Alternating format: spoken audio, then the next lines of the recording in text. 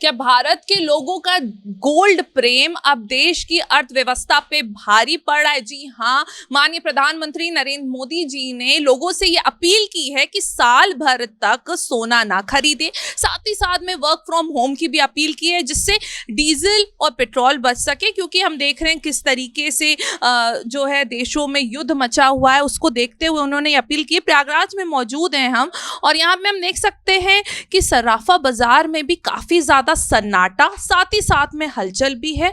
और यहाँ पे देखिए दुकान में हम आ चुके हैं, और यहाँ पे जो ओनर हैं उनसे समझना चाहेंगे। मोदी जी ने सर अपील की है लोगों से साल भर तक गोल्ड ना खरीदें, ठीक है, फॉरेन एक्सचेंज को लेते हुए उन्होंने इस पर बात रखी है।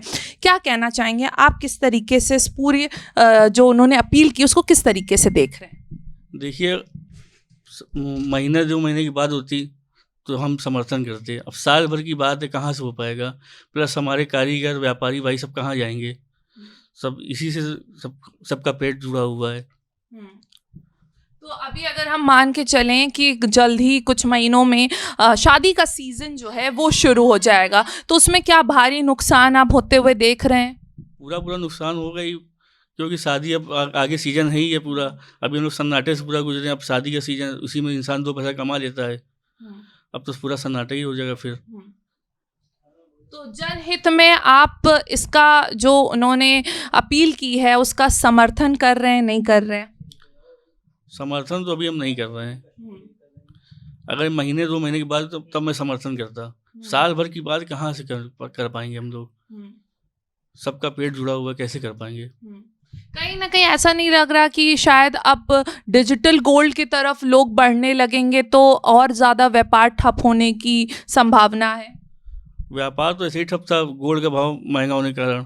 जो थोड़े बहुत कस्टमर वो भी अब महंगाई के कारण हट लग रहे हैं। अब देखिए आगे क्या होता है।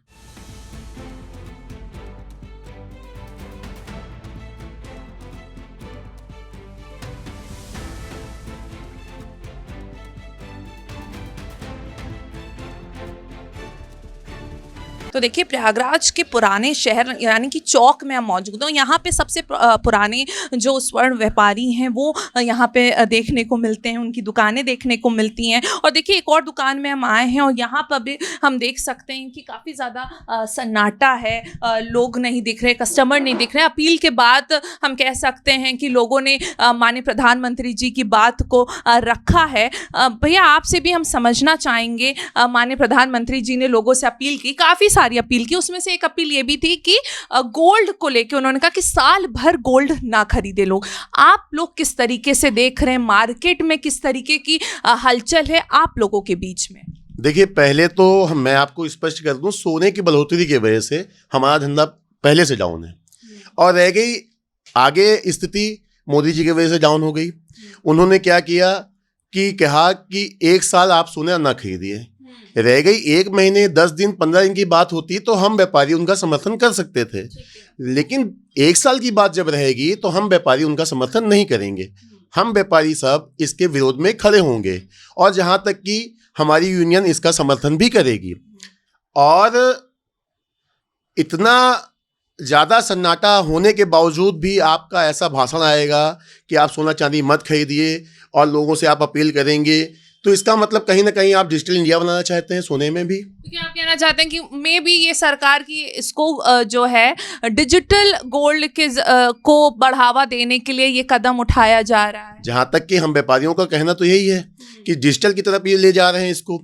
अगर डिजिटल की तरफ व्यापारी गल को ले जाते हैं सोने के लिए तो ये अच्छा नहीं रहेगा, और इस सरकार के लिए अच्छा नहीं रहेगा। हम व्यापारी इसका समर्थन नहीं करते हैं, हम व्यापारी गण इसका विरोध करते हैं, जो कि करते रहेंगे। साल भर की बात है इसलिए और ज़्यादा करेंगे।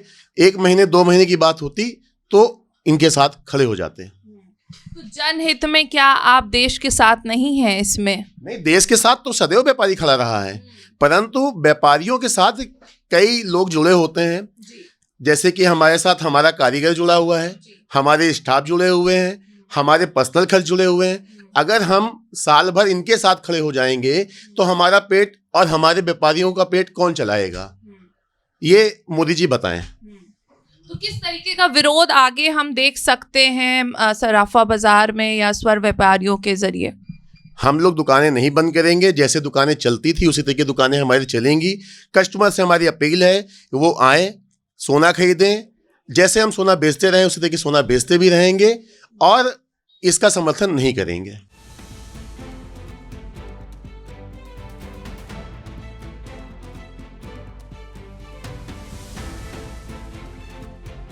तो देखिए, जैसे कि हम बात कर रहे थे कि माननीय प्रधानमंत्री जी की जो अपील थी उसको लेके लोगों ने तो बहुत ज़्यादा सीरियसली लिया हुआ है, क्योंकि ये वो बाजार है, ये वो मार्केट है जहाँ पे लोगों की भीड़ हमें साल के पूरे दिन देखने को मिलती है। पर अब जो है एक अलग सा सन्नाटा देखने को मिल रहा है सराफा बाजार में। और चौक की एक और दुकान में हम आप पहुँचे हो, यहाँ पे भी भैया हैं, इनसे भी समझना चाहेंगे। भैया, माननीय प्रधानमंत्री जी ने अपील की है लोगों से साल भर के लिए गोल्ड ना खरीदने की, उन्होंने अपील की है, किस तरीके से देख रहे हैं आप? आप ये देख लीजिए, आप पूरी दुकान देखिए, कोई कस्टमर नहीं है। ऐसे भी हम लोगों का व्यापार बहुत मंदा चल रहा है और उन्होंने साल भर का ऐसा बोल दिया है, हमारे कारीगर हैं, हमारे लेबर हैं, हम उनका गुजारा कैसे करेंगे। ऐसे भी गोल्ड का रेट प्रतिदिन बढ़ ही रहा है, ऐसे भी दुकानदारी एकदम है नहीं। और इसको मैं चाह रहा था कि अगर 1-2 महीने की बात होती तो आदमी कुछ देखता, सुनता, करता, लेकिन साल भर किसी भी फर्म को चलाना या व्यापार को चलाना बहुत मुश्किल है।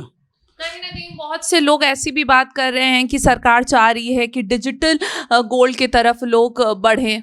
डिजिटल गोल्ड की तरफ जाएंगे ना, डिजिटल ज्वेलरी तो उन्होंने पहन पाएंगे, वो फोटो थोड़ी ना लगा के घूमेंगे।